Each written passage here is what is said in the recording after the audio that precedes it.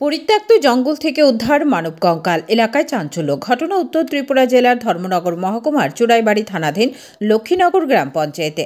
জানা গেছে, মঙ্গলবার সকালে লক্ষ্মীনগর গ্রাম পঞ্চায়েত এলাকায় চুড়াইবাড়ি থানার খবর আসে স্থানীয় গ্রাম পঞ্চায়েতের ৩ নম্বর ওয়ার্ডের একটি পরিত্যক্ত জঙ্গলে মানব কঙ্কাল পাওয়া গেছে।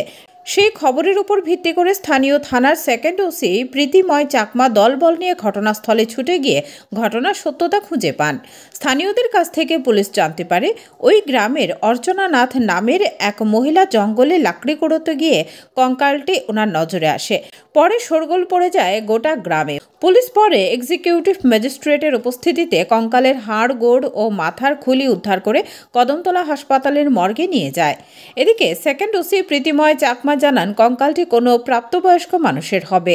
ধারণা করা হচ্ছে কঙ্কালটি 2 থেকে 3 বছর পুরনো। তবে স্থানীয়দের দাবি, গেল 2.5 বছর পূর্বে ওই এলাকা থেকে এক ব্যক্তি নিখোঁজ হয়েছিল। তাদের ধারণা এটি ওই ব্যক্তির কঙ্কাল হতে পারে। যদিও স্থানীয় থানার পুলিশ একটি মামলা হাতে নিয়ে গোটা ঘটনার তদন্ত শুরু করেছে। সাথে পরিত্যক্ত জঙ্গল থেকে কঙ্কাল উদ্ধারের এলাকা জুড়ে তীব্র চাঞ্চল্য দেখা দিয়েছে। আজকে সকালবেলা ঠিক 8টার সময় হইব, লক্ষ্মীনগর গ্রামের থেকে আমাদের টেলিফোনের মাধ্যমে খবর আছে যে লক্ষ্মীনগর 3 নম্বর ওয়ার্ডে একটা গ্রামের পার্শ্ববর্তী একটা জঙ্গলে একটি সম্ভবত মানুষের মৃতদেহের কঙ্কাল পাওয়া গেছে। তদারকি আমরা গেছি, আমরা গিয়ে এই ইনকোয়ারি করি এবং বনগুলো আমরা এক্সিকিউটিভ ম্যাজিস্ট্রেটের সামনে বনগুলি কালেকশন করি। প্রাথমিক ধারণা কী হয় আপনাদের, কী মনে হয় এটা মানুষের কঙ্কাল হবে? ইনভেস্টিগেশন চলছে, পরবর্তী সময় জানা যাবে। কতদিনে পুরনো হতে পারে?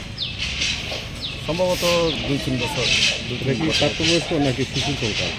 প্রাপ্তবয়স্ক। কাউকে শনাক্ত করা গিয়েছে? না। মানে লোকাল যারা গ্রামবাসী আছেন তারাও কি কোনো তথ্য দিয়েছেন কি কোন লোকটা হতে? তাদের মাধ্যমে একটা জানতে পেরেছি 2-2.5 বছর পূর্বে একজন লোক মিসিং আছে। তো আমরা সেটা ইনভেস্টিগেশন করছি, পরবর্তী সময় যদি সম্ভব হয়। এখন আপনারা কোথায় নিয়ে এসছেন? এখন আমরা ধর্মনগর হসপিটালে নিয়ে যাব। ব্যুরো রিপোর্ট, হাল্লা বল।